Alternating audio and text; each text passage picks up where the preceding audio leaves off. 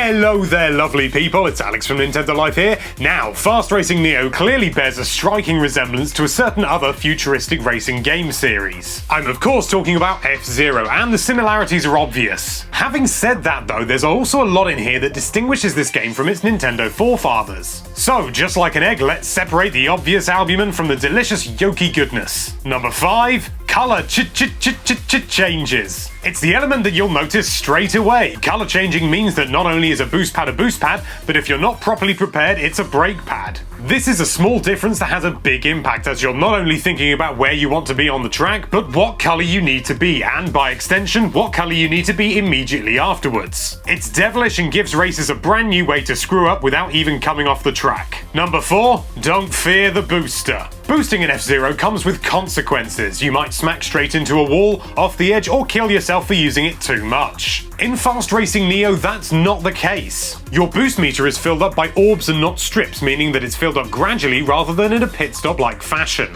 Also, due to a lack of big shortcuts, boosting is the only real way that you're going to get up to first place. You still have to be careful, of course, but not quite as careful as you might think, so let her rip. Number 3. Wall hugging isn't the end of the world as we know it. Alright, if you actually hug the walls, you're going to lose the race, but having the odd brush past a wall doesn't slow you down as much as you might think. If you pinball from one wall to the other, you're going to have some trouble, but clipping a corner because you didn't turn soon enough doesn't throw you down the proverbial stairs like in F-Zero. This is good because clawing back positions isn't nearly as easy, largely due to the lack of notable shortcuts. Number 2. The courses are wild, boys. Visually, the differences are obvious in track design. Most of F-Zero's courses take place high above the ground or even further in space to give the player as broad a view as possible of the track ahead. Not in this game, no. You have to work to get around corners properly. Many courses take place on the ground with busloads of scenery to gawk at, not to mention the fact that the track is generally narrower and largely makes more of the real vertical space that affects your trajectory. F-Zero had loads of ups and downs in its courses, but just like anti-gravity in Mario Kart 8, a lot of these didn't really affect you. It's just a visual thing.